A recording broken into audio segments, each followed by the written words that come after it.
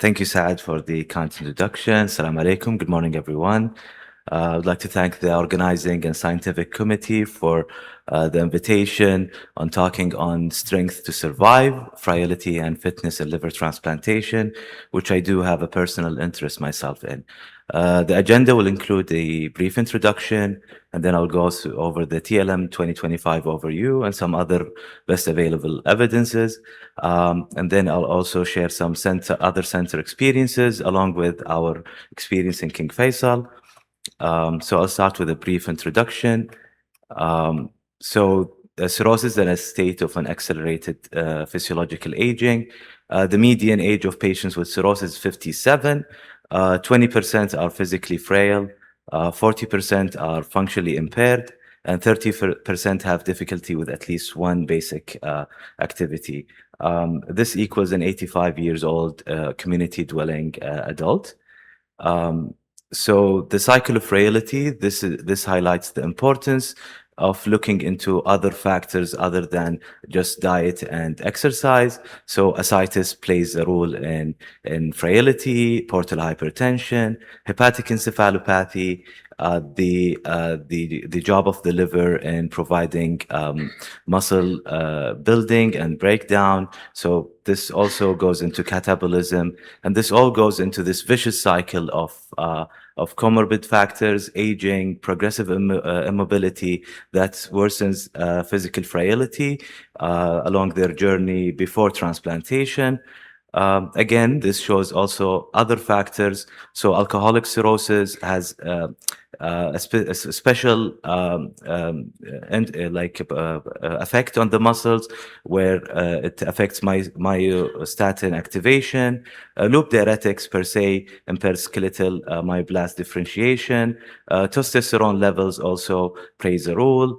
The ammonia per se also plays a role in muscle breakdown. So when you see a patient with hepatic encephalopathy, this equals muscle wasting.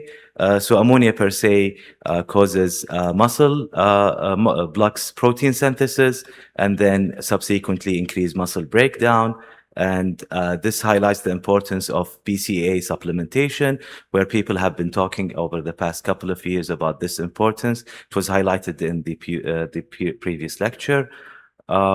This is a very important study from the American Journal of Transplantation from 2014.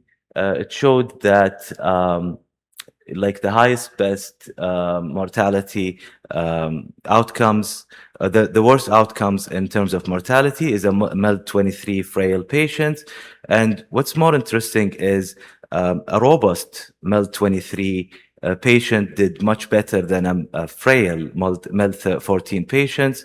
And the best, obviously, was MELD14 with a robust physical frailty. And this tells us that we maybe look more concentrated on the MELD score, and we do undermine frailty and muscle strength. Also, this is another study from the Journal of Liver Transplantation, showed that 6-minute walk predicts mortality in liver transplant candidates, and they used the cutoff value of 250 that had the highest sensitivity of 90% and specificity in identifying patients at risk for pre-transplant. So you aim of a 6-minute walk above 250 in our patients, and this was validated in this study. Now I'll go over the best of TLM, ASLD, and other best available evidence. So this is the premier study, a randomized control prehabilitation intervention to maximize early recovery. This was probably the highlight of the TLM 2025 in terms of frailty. So they randomized patients to two arms, the intervention arm and the control arm, 2-to-1, so 20 patients to 10 patients.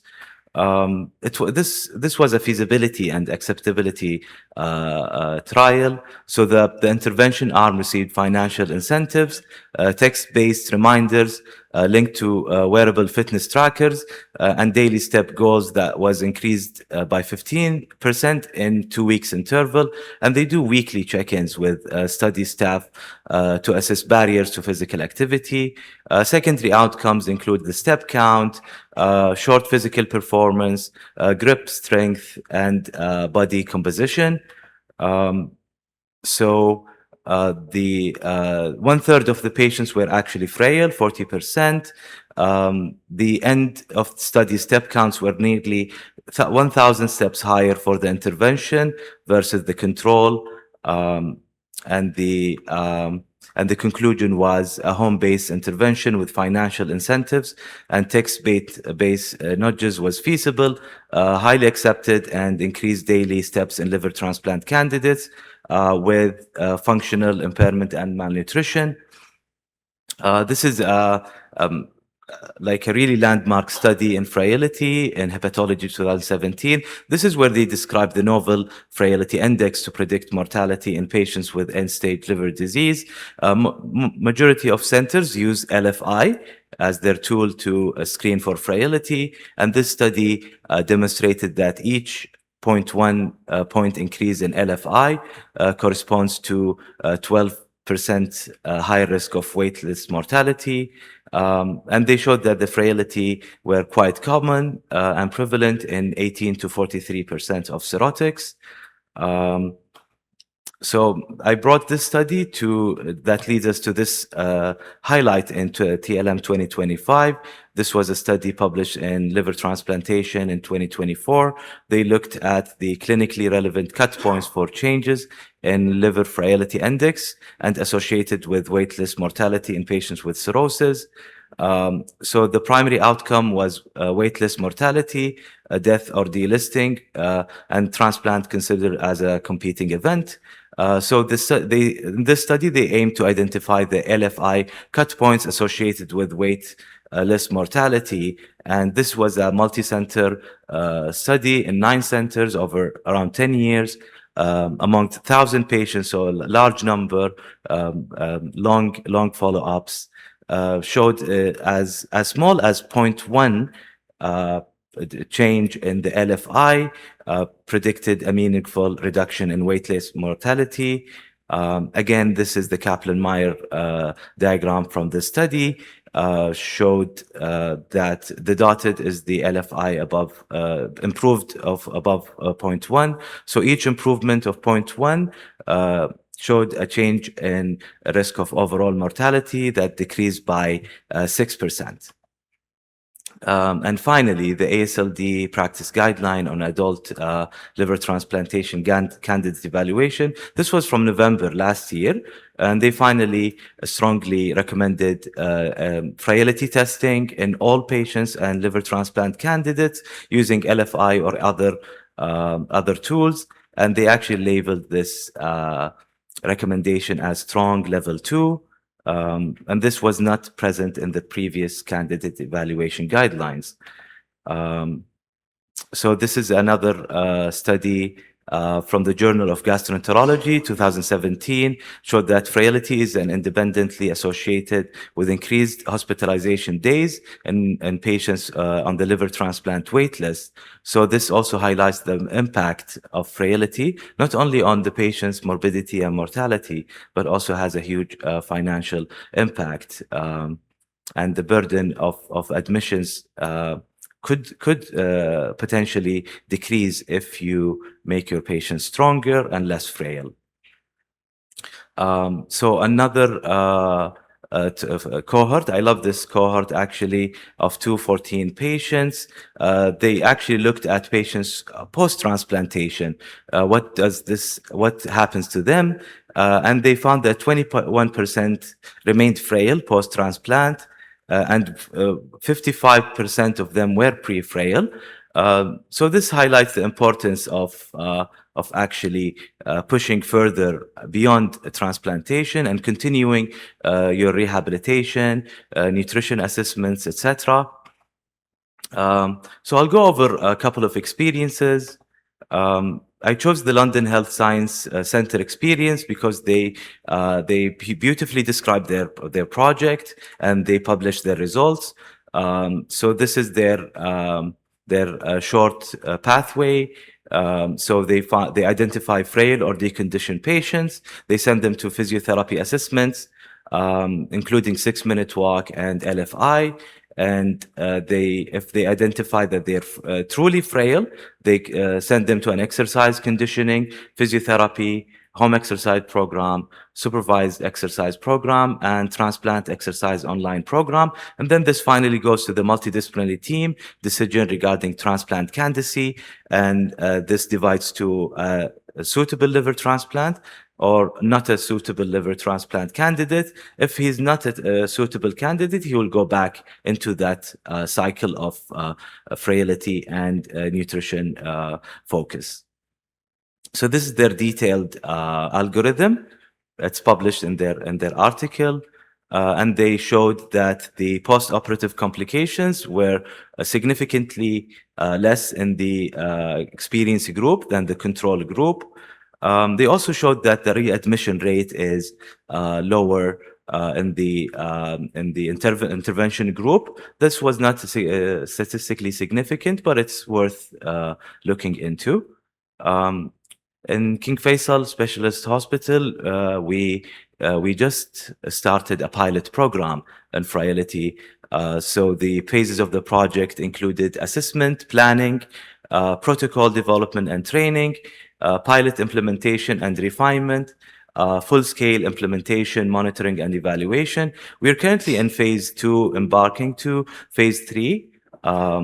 Since the beginning of the program in July to December, we screened 83 patients. 23 patients were frail, 59 patients were pre-frail, and believe it or not, only 1 patient was robust.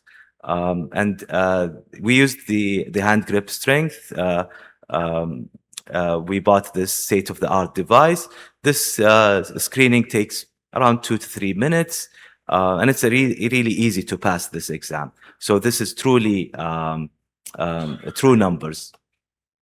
So the champions of the team, we have a hepatologist, surgeon, coordinator, physiotherapist, dietitian. So this really needs all stakeholders' involvement to make this project successful.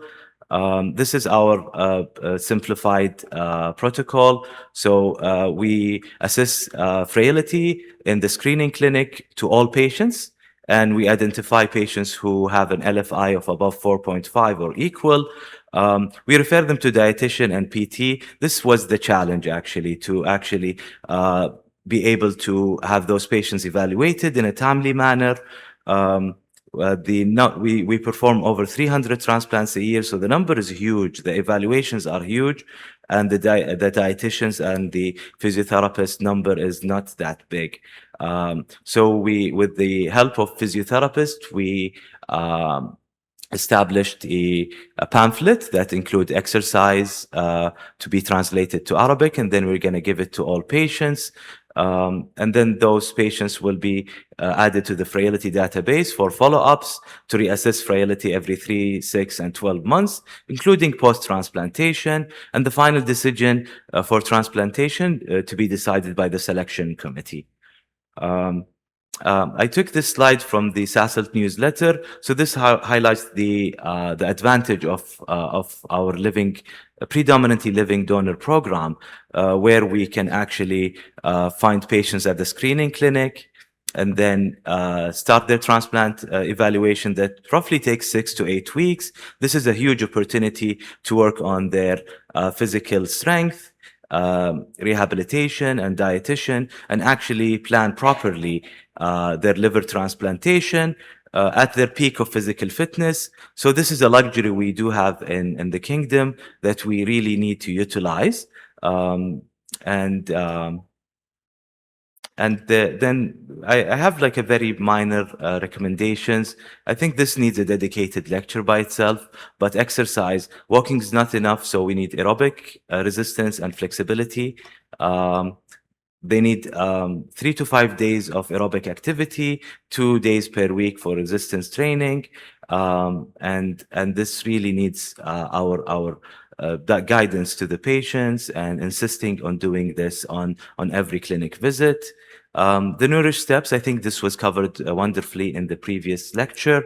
So my key takeaway is frailty is no longer a fixed state, but a modifiable fate. ASLD 2025 proved that a mere of 0.1 LFI improvement reduces mortality by 6%. In 2026, we do not just wait for the liver to fail, we train the patient to survive. My second point is frailty is a dynamic trajectory, not a static diagnosis. So give your patients the strength to survive by treating the muscle as seriously as the melt. Thank you so much for listening. Appreciate it.